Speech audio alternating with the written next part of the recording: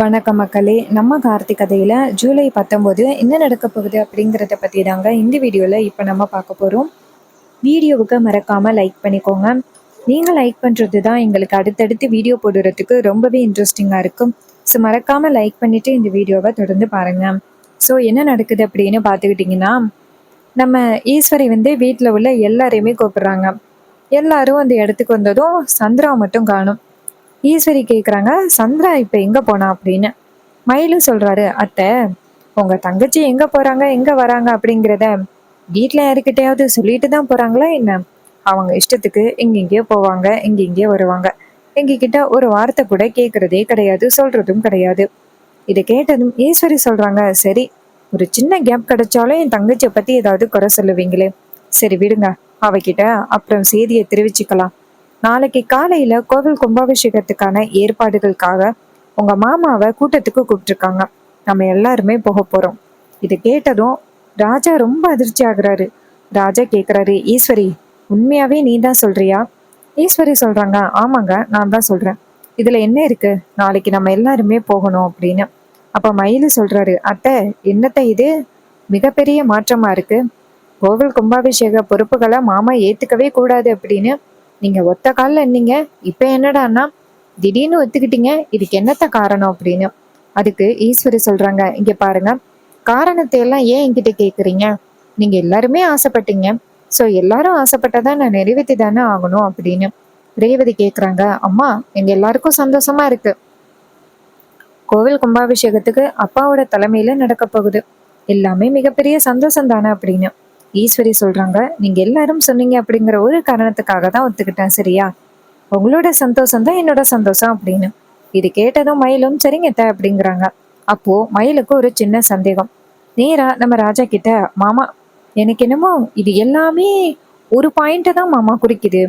நேத்து மாப்பிள்ள ரேவதியை கல்யாணம் பண்ணிக்க முடியாது அப்படின்னு சொன்னாரு. ஆனா இன்னைக்கு அத்தை கோவில் கும்பாபிஷேகத்துக்கு போகணும்னு சொல்றாங்க. எனக்கு என்னமோ இது எல்லாமே பிளான் அப்படின்னு தோணுது. மாமா எனக்கு என்னமோ சகலைய அத்தை இப்படி டீல் பேசியிருப்பாங்க போல. ரேவதிய நீ கல்யாணம் பண்ணிக்க முடியாதுன்னு சொல்லணும், நான் கோவில் கும்பாபிஷேகத்துக்கு வரேன் அப்படின்னு சொல்லியிருப்பாங்க போல. அதான் சகலையும் ஒத்துக்கிட்டாங்க. கண்டிப்பா இதான் மாமா நடந்திருக்கணும் அப்படின்னு. இதை கேட்டதும் நம்ம ராஜா சொல்றாரு, ஆமா மாப்பிள்ள, கண்டிப்பா சின்ன மாப்பிள்ள அப்படி சொல்லியிருக்கிறதுக்கு வாய்ப்பு இருக்கு. அதான் அவர் அப்படி பேசிட்டு போறாரு. நம்ம போய் சின்ன மாப்பிள்ள கிட்ட என்னன்னு கேட்போமா? மயில சொல்றாரு, ஆமா மாமா. அப்ப ராஜா சொல்றாரு, மாப்பிள்ள, கோவில் கும்பாபிஷேகத்தை விட என் பொண்ணோட வாழ்க்கை தான் எனக்கு ரொம்ப முக்கியம். நான் போய் மாப்பிள்ளை கிட்ட இப்பயே போய் பேசுறேன் அப்படின்னு ரெண்டு பேருமே சேர்ந்து ஹீரோவை பார்க்க கிளம்புறாங்க. அப்போ ஹீரோ வீட்டுல இருக்க நம்ம ராஜாவும் மயிலும் நேரா ஹீரோவை போய் பாக்குறாங்க. ராஜா சொல்றாரு, மாப்பிள்ள என்ன மாப்பிள்ள இப்படி காலையில டக்குன்னு இப்படி சொல்லிட்டு போயிட்டீங்க? ரேவதியை கல்யாணம் பண்ணிக்க முடியாது, ரேவதியை கல்யாணம் பண்ணிக்க எனக்கு விருப்பம் இல்லை அப்படின்னு ஏன் மாப்பிள்ள நீங்க சொல்லிட்டு போனீங்க அப்படின்னு. அப்ப ஹீரோ சொல்றாரு, மாமா எல்லாம் ஒரு காரணத்துக்காக தான் மாமா சொல்லிட்டு போனேன் அப்படின்னு. அப்போ மயிலு சொல்றாரு, என்ன மாப்பிள்ள, என்ன காரணமா இருக்க போகுது? நீங்க பண்றது ரொம்ப மோசமாப்ல. ரேவதி அவளும் என்னடானா இப்படி பேசிட்டா. மாப்பிள்ள எங்களுக்கு தெரியாம ஏதாவது திட்டம் ஏதாவது போடுறீங்களா எங்களுக்கு தெரியாம? அப்ப ஹீரோ சொல்றாரு, திட்டமா? அப்படியெல்லாம் எந்த திட்டமும் இல்லை, நீங்க பயப்படாதீங்க அப்படின்னு. அப்போ ஹீரோ சொல்றாரு, இங்க பாருங்க, நீங்க எதுக்கும் கவலைப்படாதீங்க, எல்லாமே நமக்கு சாதகமா தான் நடக்கும், சரியா? அப்போ ராஜா சொல்றாரு, இங்க பாருங்க மாப்பிள்ள, உங்களுக்கும் ரேவதிக்கும் கல்யாணம் நடக்கிறது தான் எனக்கு ரொம்ப முக்கியம்.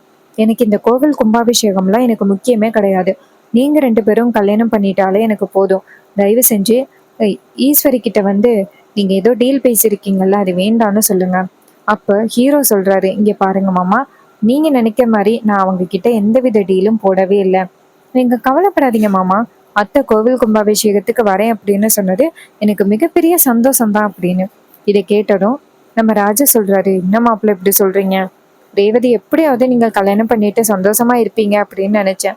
ரேவதி உங்களை காதலிக்கிறேன்னு சொல்லி உங்களை தான் கல்யாணம் பண்ணிக்கணும்னு ஆசைப்பட்டான். நீங்க என்னடான்னா இப்படி சொல்றீங்களே? அவளுக்கு பழைய ஞாபகங்கள் இல்லை அப்படின்னாலும் உங்களை தான் கல்யாணம் பண்ணிக்கணும் அப்படின்னு ஆசைப்படுறா. அந்த வாய்ப்பை நீங்க பயன்படுத்திக்காம ஏன் மாப்பிள்ள இப்படி பேசுறீங்க அப்படின்னு. ஹீரோ சொல்றாரு, மாமா இங்க பாருங்க, எது நடக்கணுமோ அதான் நடக்கும். ஸோ இதுக்கு மேல என்கிட்ட எதுவும் கேட்காதீங்க அப்படின்னு. இதை கேட்டதும் ராஜாவும் சரி அப்படிங்கிறாரு. ஹீரோ அந்த இடத்துல இருந்து போக ராஜாவும் மயிலும் ரொம்பவே குழப்பத்துல இருக்காங்க. மயிலு சொல்றாரு, என்ன மாமா இது, நம்ம சுத்தி எதுவும் சூழ்ச்சி தான் நடக்குதா என்ன அப்படின்னு எனக்கு ஒண்ணுமே புரியலையே. என்ன மாமா பண்றது அப்படின்னு. அதுக்கு நம்ம ராஜா சொல்றாரு, ஆமா மாப்பிள்ள, எனக்கும் ஒன்றும் புரியவே இல்லை என்ன பண்றது அப்படின்னு. அதுக்கப்புறம் மயிலு சொல்றாரு, சரிங்க மாமா, கண்டிப்பா மாப்பிள்ளை ஏதோ பிளான்ல இருக்காரு அப்படிங்கிறது நல்லாவே தெரியுது. அந்த பிளானை நம்ம கிட்ட சொல்லக்கூடாது அப்படின்னு நினைச்சுதான் அவர் இப்படி பேசுறாரு. பரவாயில்ல, இருக்கட்டும், சரி நீங்க வாங்க மாமா அப்படின்னு சொல்லிட்டு 2 பேரும் சேர்ந்து வீட்டுக்கு போறாங்க. அன்னைக்கு அப்புறம் மறுநாள் காலை கோவில் கும்பாபிஷேகத்துக்காக எல்லாருமே ஒண்ணு கூடுறாங்க. அப்ப சிவனாண்டி வந்து நேரா ஊர் தலைவர்கள் கிட்ட, இங்க பாருங்க, எப்படியும் இந்த கோவில் கும்பாபிஷேகம் அந்த ராஜா வந்து தான் நடக்கும் அப்படின்னு நீங்க எல்லாருமே எதிர்பார்த்துக்கிட்டு இருக்கிறது சுத்த வேஸ்ட். அந்த ஈஸ்வரியோட கோவத்தை பத்தி உங்க எல்லாருக்குமே தெரியும். அவ கண்டிப்பா வந்துட்டு அந்த ராஜாவை கோவில் கும்பாபிஷேகத்துக்கு அனுப்ப மாட்டான். நீங்க எல்லாரும் தேவையில்லாம மிகப்பெரிய நம்பிக்கை வச்சுக்கிட்டு இருக்கீங்க அப்படின்னு. இதை கேட்டதும் ஊர் தலைவர்கள் சொல்றாங்க, இங்க பாரு சிவனாண்டி, எங்களுக்கு தெரியும் உனக்கும் கார்த்தி தம்பிக்கும் ஏற்கனவே ஆகாதுன்னே தெரியும். நீ ஏதோ ஒரு சூழ்நிலையை பயன்படுத்தி பிரச்சனை பண்ணணும் அப்படிங்கிறதுக்காக பேசுற. நீ தேவையில்லாம பேசாத. இங்க பாரு, இன்னைக்கு கோவில் கும்பாபிஷேகம் கண்டிப்பா வந்துட்டு கார்த்தியோட தலைமையில தான் நடக்கும். அதுல எந்தவித மாற்றமும் இல்லை. அவர் சொல்லிட்டாரு, இன்னும் கொஞ்ச நேரத்துல அவர் மாமா வராரு அப்படின்னு. சிவனாண்டி சொல்றாரு, மாமாவா? அதெல்லாம் அந்த ஈஸ்வரி அனுப்புறதுக்கு வாய்ப்பே இல்லை. அப்படி அனுப்பியிருந்தா 30 வருஷத்துக்கு முன்னாடியே அவ அனுப்பியிருப்பா. ஆனா அனுப்பல. இதுக்கப்புறமா அனுப்ப அப்படின்னு சந்தேகம்தான். நீங்க என்கிட்ட இந்த கோவில் கும்பாபிஷேகத்தோட பொறுப்பை ஒப்படைச்சிங்க அப்படின்னா எந்தவித பிரச்சனையும் இல்லாம கோவில் கும்பாபிஷேகத்தோட பொறுப்பை சிறப்பா நடத்தி முடிப்பேன். ஆனா நீங்க எல்லாரும் என்கிட்ட ஒப்படைக்க முடியாது அப்படின்னு சொல்லிக்கிட்டு இருக்கீங்க. இன்னும் கொஞ்ச நேரத்துல நீங்களாவே என்னோட வழிக்கு வருவீங்க பாருங்க அப்படின்ட்டு. அப்ப ஹீரோவோட கார் வந்து நிக்குது. அதை பார்த்ததும் சிவனாண்டி சொல்றாரு, இதோ வந்துட்டான்னா, இவன் இன்னும் கொஞ்ச நேரத்துல மாமா வரமாட்டாரு, கோவில் கும்பாபிஷேகத்துக்கான பொறுப்புகளை கண்டிப்பா என்னால நடத்த முடியாது அப்படின்னு அவன் சொல்ல போறான். அது எல்லாத்தையுமே நீங்க இப்ப கேட்பீங்க பாருங்க அப்படின்னு. அப்ப ஹீரோ அந்த இடத்துக்கு வந்ததோ ஊர் தலைவர்கள் ஹீரோவை பார்த்து, வாங்க தம்பி, உங்களுக்காக தான் நாங்க காத்துக்கிட்டு இருந்தோம், உங்க மாமா வரலையா அப்படின்னு. அப்ப சிவனாண்டி சொல்றாரு, அவர் எப்படி வருவாரு? ஈஸ்வரி விட்டாதானே அவர் வருவாரு. இங்க பாருங்க, அதெல்லாம் யாரும் இப்ப வரப்போறதில்ல.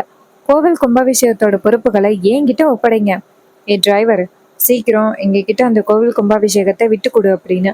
அப்ப ஹீரோ சொல்றாரு, யாருக்கிட்டையும் கோவில் கும்பாபிஷேகத்தை நாங்க விட்டு கொடுக்க போறதே கிடையாது. இங்க பாருங்க, எங்க மாமா இன்னும் கொஞ்ச நேரத்துல வந்துருவாரு.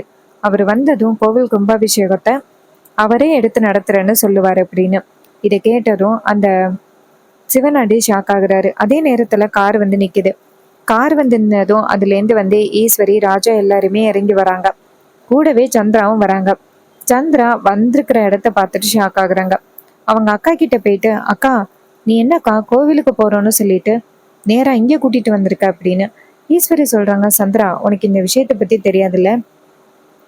நேத்தே உன்கிட்ட இந்த விஷயத்த பத்தி சொல்லணும் அப்படின்னு நினைச்சேன். ஆனா சொல்ல முடியாம போயிட்டு நீ எங்கேயோ போயிட்ட. இப்பதான் உன்கிட்ட இந்த விஷயத்த சொல்றேன். கோவில் கும்பாபிஷேகத்தோட பொறுப்புகளை உன் மாமா தான் வந்து நின்று நடத்த போறாரு. உடனே சந்திரா ஷாக் ஆகி, அக்கா, என்னக்கா சொல்ற? இங்க பாரு, நீ தேவையில்லாம அவசரப்பட்டு முடிவெடுக்கிற, வா போகலாம் அப்படின்னு. அதுக்கு ஈஸ்வரி சொல்றாங்க, சந்திரா, நீ அமைதியா இரு, நான் சரியான முடிவு தான் எடுத்திருக்கேன், நீ தேவையில்லாம குழப்பாத அப்படின்னு. அப்ப சந்திரா சொல்றாங்க, அக்கா, நீ ஏதோ குழம்பிட்டு இருக்க. இந்த டிரைவர் பையன் ஏதாவது உன்னை மிரட்டி வச்சிருக்கானா? அப்படி அவன் எதுவும் உன்னை மிரட்டி வச்சிருந்தா என்கிட்ட சொல்லு, அவனை எப்படி சமாளிக்கிறது அப்படிங்கிறது எனக்கு தெரியும், சொல்றதை கேளுக்கா அப்படின்னு. ஈஸ்வரி சொல்றாங்க, இங்க பாரு சந்திரா, நீ அமைதியா இரு, நான் என்ன பண்றேன் அப்படிங்கிறது எனக்கு தெரியும், இது எல்லாமே என்னோட மாஸ்டர் பிளான் தான், வா அப்படின்னு. இதை கேட்டதும் சந்திராவும் அந்த இடத்துக்கு வராங்க. சிவனாண்டி நேரா சந்திரா பார்க்க, சந்திரா வந்துட்டு சைகையில, என்ன நடக்குதுன்னே எனக்கு ஒன்றும் புரியலைங்க அப்படிங்கிறாங்க. முத்து வந்துட்டு சிவனாண்டியை பார்த்து, என்ன மாப்பிள்ள இது, இவன் வரவே மாட்டான் அப்படின்னு நம்ம எல்லாருக்கிட்டையும் சவால் விட்டுக்கிட்டு இருந்தா இவன் என்ன வந்து நிக்கிறானே அப்படின்னு. சிவனாண்டி சொல்றாரு, ஆமா, அதாங்க எனக்கும் ஒண்ணுமே புரியவே இல்லை, ரொம்பவே குழப்பமா இருக்கு. இவன் வரமாட்டான் அப்படின்னு சந்திரா அவ்வளோ ஆணித்தனமா சொன்னா, பார்த்தா ஈஸ்வரி வந்துட்டு அவனை அழைச்சு கொண்டாந்து வச்சு நின்றுகிட்டு இருக்கான். எனக்கே புரியல என்ன நடக்குது அப்படின்னு. அதே நேரத்துல நம்ம ஹீரோ நேரா அவங்க மாமாவை பார்த்து, வாங்க மாமா, வாங்கத்த, உங்களுக்காக தான் நாங்க வெயிட் பண்ணிக்கிட்டு இருந்தோம், வாங்க அப்படின்ட்டு. அவங்களும் வந்து நிக்கிறாங்க. அவங்க வந்து நின்னதும் நம்ம ஹீரோ சொல்றாரு, இது மாதிரி மாமா வரணும் அப்படின்னு நீங்க எல்லாருமே சொன்னீங்க, மாமாவும் வந்துட்டாரு, கோவில் கும்பாபிஷேகத்தை அவர் ஏத்து நடத்துறேன்னு சொல்ல போறாரு. சிவனாண்டி சொல்றாரு, இங்க பாரு, நீயா சொல்லிக்கிட்டு இருந்தா எப்படி, உன் மாமாவோட வாயிலேருந்து சொல்லணும்ல, இங்க பாருங்க நீங்க சொல்லுங்க அப்படின்னு. அப்ப ஈஸ்வரி சொல்றாங்க, இங்க பாருங்க அவருக்கு இப்போ உடம்பு சரியில்லை, அவருக்கு பதிலா நான் பேசுறேன். கோவில் கும்பாபிஷேகத்தோட பொறுப்புகளை என் புருஷனை ஏத்து நடத்துவாரு. ஸோ நீங்க யாரும் இனிமே எதுக்கும் கவலைப்பட வேண்டாம் அப்படின்னு. இதை கேட்டதும் ரொம்பவே அதிர்ச்சி ஆகுறாங்க சிவனாண்டி. சிவனாண்டி ஈஸ்வரியை பார்த்து, ஈஸ்வரி இவ்வளோ நாளும் இல்லாத மாற்றம் இப்போ இப்படி வந்துச்சு அப்படின்னு. ஈஸ்வரி சொல்றாங்க, இங்க பாருங்க தேவையில்லாம வந்துட்டு இதுல சம்மந்தம் இல்லாதவங்கெல்லாம் தலையிடணும் அப்படின்னு அவசியமே இல்லை. உனக்கும் இதுக்கும் என்ன சம்மந்தம், ஓரமா போய் நின்று அப்படின்னு. ஊர தலைவர்கள் சிவனாண்டியை பார்த்து, இங்க பாரு சிவனாண்டி, கும்பாபிஷேகத்துக்கு அவங்க வரமாட்டாங்க அப்படின்னு சொன்னேன், ஆனா அவங்க எல்லாருமே வந்துட்டாங்க. இதுக்கப்புறம் நீ என்ன எதிர்பார்க்கிற அப்படின்னு. இதை கேட்டதும் சிவனாண்டி ஷாக் ஆகுறாரு. அப்ப ஹீரோ சொல்றாரு, நாளைக்கு நடக்க போற கோவில் கும்பாபிஷேகம் கண்டிப்பா மாமாவோட தலைமையில தான் நடக்கும், நீங்க யாரும் கவலைப்படாதீங்க அப்படின்னு சொல்ல நேரா வந்துட்டு சிவனாண்டி அதிர்ச்சி ஆகுறாரு. அதுக்கப்புறமா ஒரு நாள் காலை கோவில் கும்பாபிஷேகத்துக்கான ஏற்பாடுகள் எல்லாமே நடந்துகிட்டு இருக்கு. ரேவதி வந்துட்டு நேரா ஹீரோவை பார்த்து, மாமா கோவில் கும்பாபிஷேகம் சூப்பரா நடக்க போகுது, இனிமே வந்துட்டு அடுத்து நம்ம கல்யாணம் தான் அப்படின்னு. ஹீரோ சொல்றாரு, ஆமா ரேவதி, ஆனா இந்த விஷயம் மட்டும் யாருக்கும் தெரியாம பாத்துக்க, வீட்டுல உள்ளவங்களுக்கு கூட இந்த விஷயம் தெரியக்கூடாது, அதான் ரொம்ப முக்கியம். அதுக்கு ரேவதி சொல்றாங்க, சரிங்க, அதெல்லாம் வீட்டுல உள்ள யாருக்கும் இந்த விஷயம் தெரியாது, நம்ம 2 பேருக்கும் இந்த கல்யாணம் நடந்தே ஆகணும் அப்படின்னு பேசுறாங்க. அதே நேரத்துல கோவில் கும்பாபிஷேகமும் ரொம்ப சூப்பரா ராஜாவோட தலைமையில நடந்து முடியுது. அப்போ கோவில் கும்பாபிஷேகம் நடந்துகிட்டு இருக்கும் பொழுதே நம்ம ஹீரோ வந்துட்டு ரேவதியோட பக்கத்துல வந்து நிக்கிறாரு. ஈஸ்வரி வந்து இதை பார்த்துட்டு, இவன் எதுக்கு தேவையில்லாம ரேவதியோட பக்கத்துல வந்து நிக்கிறான் அப்படின்னு நேரா ஹீரோவை பார்க்க, ஹீரோ வந்துட்டு தாலியை வந்துட்டு ரேவதி கிட்ட இருந்து வாங்குறாரு. வாங்கி ரேவதியோட கழுத்துல தாலியை கட்டுறாரு. கரெக்டா கும்பாபிஷேகத்துக்கான கெட்டுமில்ல வடிக்கும் பொழுது இங்க ரேவதியோட கழுத்துல ஹீரோ தாலி கட்டுறாரு. இதை பார்த்ததும் ரொம்பவே அதிர்ச்சி ஆகுறாங்க ஈஸ்வரி. தாலி கட்டி முடிச்சதும் ரேவதி வந்து ரொம்ப சந்தோஷப்படுறாங்க. ஈஸ்வரி நேரா ஹீரோவை பார்த்து, என்ன காரியம் பண்ற அப்படின்னு கேட்க, அப்ப ஹீரோ சொல்றாரு, நான் என்னத்த பண்றேன், என் பொண்டாட்டிக்கு நல்ல நாள் பார்த்து தாலி கட்டுறேன், இதுல என்ன இருக்கு அப்படின்னு. ஈஸ்வரி சொல்றாங்க, என்னை ஏமாத்திட்டியல்ல நீ அப்படின்னு. அப்ப ஹீரோ சொல்றாரு, இங்க பாருங்கத்த, இது எல்லாமே ஒரு சூழ்நிலையால தான் நடந்துகிட்டு இருக்கு. அப்ப ரேவதி ஹீரோவை பார்த்து, என்னங்க நீங்க ஒரு நிமிஷம் இருங்க, நான் அம்மா கிட்ட கேட்க வேண்டிய கேள்வியை கேட்டுக்கிறேன். ஏம்மா, நீங்க பண்ணது உங்களுக்கு துரோகம் மாதிரி தெரியலையா? என்னை எப்படியாவது வந்துட்டு ஏமாத்தி என்னெல்லாம் நாடகம் போட்டிருக்கீங்க. எனக்கு பழைய உண்மைகள் எல்லாமே தெரியும்.